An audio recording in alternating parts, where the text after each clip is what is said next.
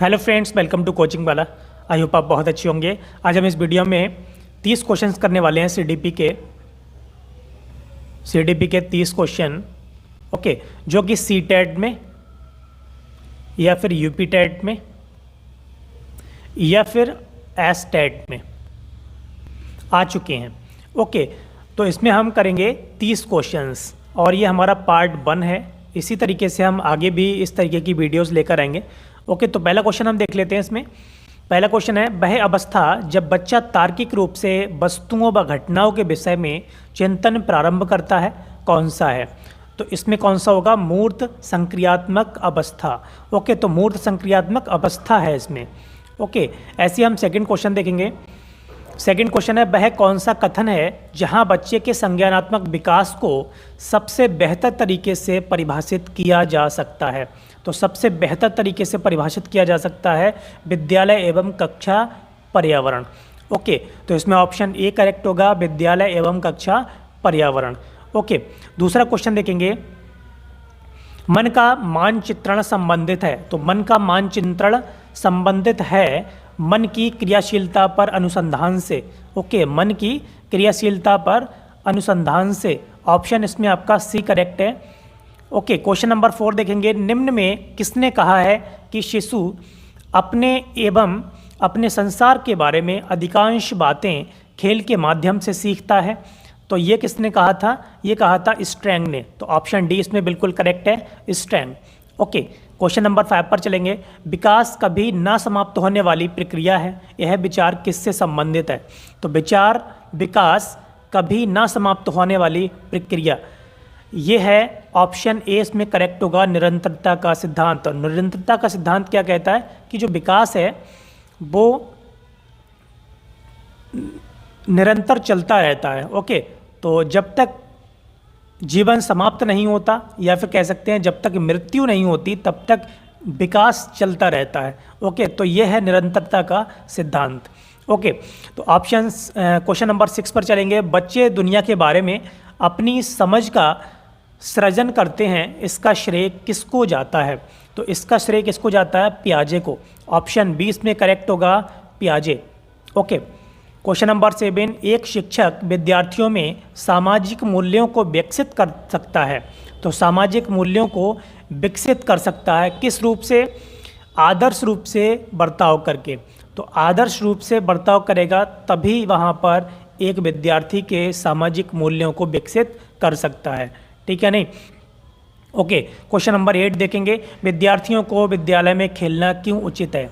तो विद्यार्थियों को विद्यालय में खेलना क्यों उचित है? यह सहयोग एवं शारीरिक संतुलन का विकास करेगा।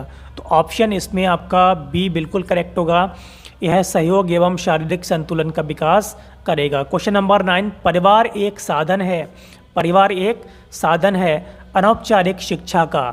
ओके, तो वो शिक्षा जो परिवार के ही माध्यम से हमें मिलती है, परिवार में ही रह करके मिलती है, तो वो कौन सी शिक्षा होती है? अनौपचारिक शिक्षा।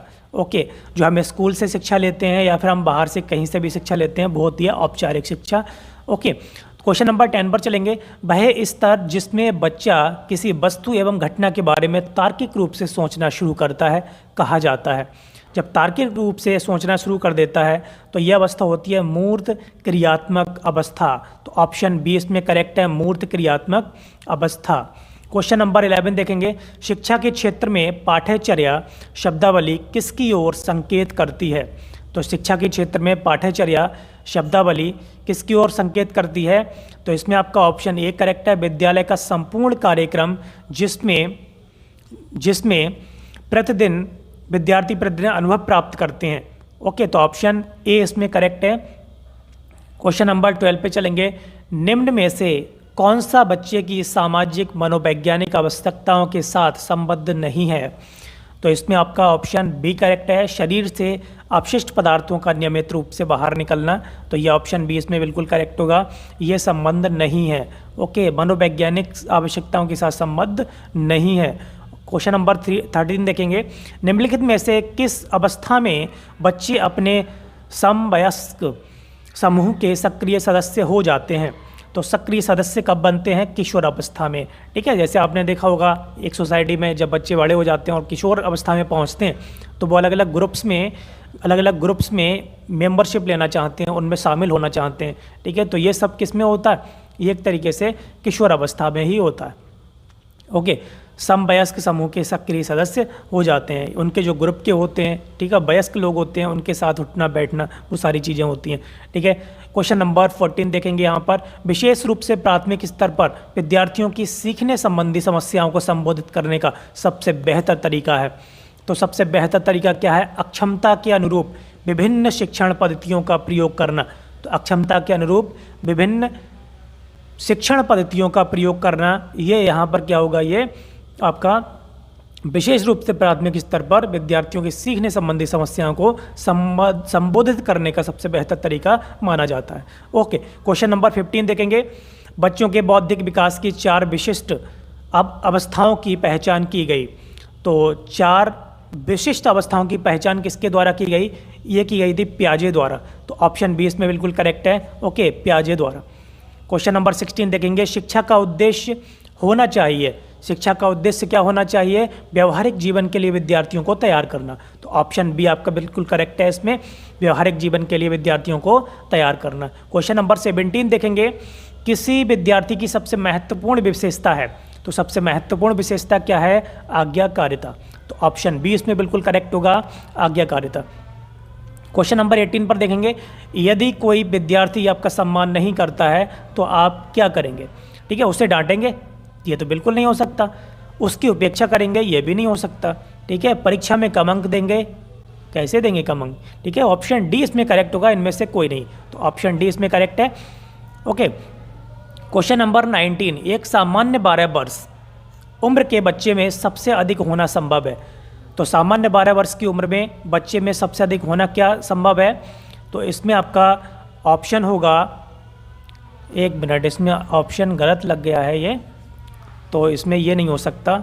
इसमें आपका यहाँ पर होगा, कुल प्रेरक समन्वय में कठिनाई, समकक्षी के अनुमोदन के लिए बेचैनी, अब और यहाँ में उसकी रुचियों को सीमित करना, वयस्कों को खुश करने के लिए दुश्चिंता की अनुभूति। तो ऑप्शन इसमें बी करेक्ट है, समकक्षी के अनुमोदन के लिए बेचैनी।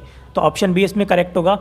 ओके, देखेंगे क्वेश्चन नंबर 20, चरित्र का विकास होता है। तो चरित्र का विकास किसके द्वारा होता है? इच्छा शक्ति द्वारा, नैतिकता द्वारा, बर्ताव एवं व्यवहार द्वारा, ये सभी। तो ऑप्शन डी इसमें करेक्ट होगा, ये सभी। क्वेश्चन नंबर 21, एक शिक्षक के लिए सबसे महत्वपूर्ण क्या कार्य है?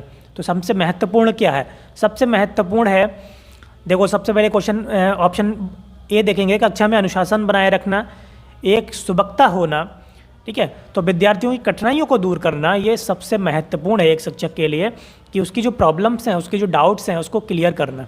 ठीक है, उसके जो भी डाउट्स हैं उनको क्लियर करना, ये एक शिक्षक के लिए सबसे महत्वपूर्ण कार्य है। ओके, क्वेश्चन नंबर 22 देखेंगे, असंगठित घर से आने वाला बच्चा सबसे अधिक कठिनाई का अनुभव करेगा। तो सबसे अधिक कठिनाई का अनुभव कब करेगा? सुनिर्मित पाठों में नहीं कर सकता, अभ्यास पुस्तिकाओं में नहीं करेगा, नियोजित निर्देश में नहीं करेगा। तो ऑप्शन डी इसमें करेक्ट होगा, स्वतंत्र अध्ययन में उसको काफ़ी कठिनाई होने वाली होती है। ठीक है, क्वेश्चन नंबर 23 देखेंगे, बालिका शिक्षा को महत्ता देना उचित है, कारण। बालिका शिक्षा को महत्ता देना उचित है, किसी सामाजिक परिवर्तन के नेतृत्व में केवल बालिकाएं समर्थ हैं, बालिकाएं बालकों से अधिक बुद्धिमती हैं। तो ऑप्शन सी इसमें करेक्ट होगा, किसी सामाजिक परिवर्तन के नेतृत्व में केवल बालिकाएं समर्थ हैं। ऑप्शन सी करेक्ट होगा। क्वेश्चन नंबर 24, निम्न में से किस स्तर में बच्चे अपने समकक्षी वर्ग के सक्रिय सदस्य बनते हैं? तो सक्रिय सदस्य किस ग्रुप में बनते हैं, किस एक तरीके से कह सकते हैं किस एज में बनते हैं, किस स्तर में बनते हैं? तो यहाँ पर होगा किशोरावस्था। तो ऑप्शन ए होगा किशोरावस्था। ओके, निम्न में से कौन सी पूर्व बाल्यावस्था की विशेषता नहीं है? तो पूर्व बाल्यावस्था की विशेषता कौन सी नहीं है इसमें? खेलने की अवस्था। तो खेलने की अवस्था ऑप्शन जो बी है, ये खेलने की अवस्था पूर्व बाल्यावस्था की विशेषता नहीं है। क्वेश्चन नंबर देखेंगे 26, बुनियादी स्तर पर मातृभाषा में शिक्षा देना बेहतर है क्योंकि यह क्योंकि यह प्राकृतिक वातावरण में बच्चों को सीखने में सहायता करेगा। तो ऑप्शन बी इसमें बिल्कुल करेक्ट होगा।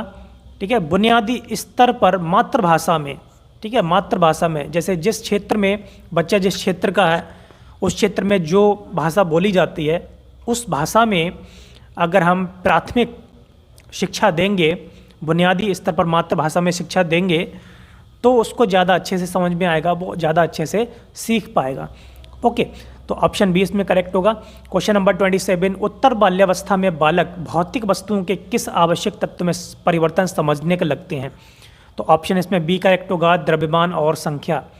उत्तर बाल्यावस्था में द्रव्यमान और संख्या में परिवर्तन समझने में, ठीक है, वो समझने लगते हैं, ठीक है, द्रव्यमान और संख्या के लिए। ऑप्शन बी करेक्ट है।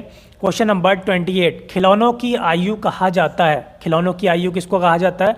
पूर्व बाल्यावस्था को। तो पूर्व बाल्यावस्था इसमें ऑप्शन ए बिल्कुल करेक्ट है, खिलौनों की आयु। ठीक है, उस एज में क्या होता है, पूर्व बाल्यावस्था में बच्चे खिलौने से खेलना पसंद करते हैं। उसके बाद में देखेंगे 29, बचपन का सांप्रतिक दृष्टिकोण की मान्यता है। तो इसमें ऑप्शन आपका बी डी करेक्ट होगा, बचपन वृद्धि एवं परिवर्तन की एक अनूठी अवधि है। ठीक है, तो ऑप्शन डी करेक्ट है। क्वेश्चन नंबर 30, शिक्षक का बर्ताव होना चाहिए। तो शिक्षक का बर्ताव कैसा होना चाहिए? आदर्शवादी होना चाहिए। तो ऑप्शन सी इसमें करेक्ट होगा, आदर्शवादी। ठीक है, तो ये थे आपके 30 क्वेश्चन। इसी तरीके से हम, ये पार्ट 1 था, इसी तरीके से हम अलग अलग पार्ट्स में वीडियोस लेकर आते रहेंगे। ओके, तो बने रहिए कोचिंग वाले के साथ। इसी तरीके से वीडियो अगर अच्छी लगी हो तो लाइक करें, शेयर करें, कमेंट करें और चैनल को सब्सक्राइब करें, जिससे कि आपको नए वीडियोस के नोटिफिकेशन मिलते रहें। Thank you very much.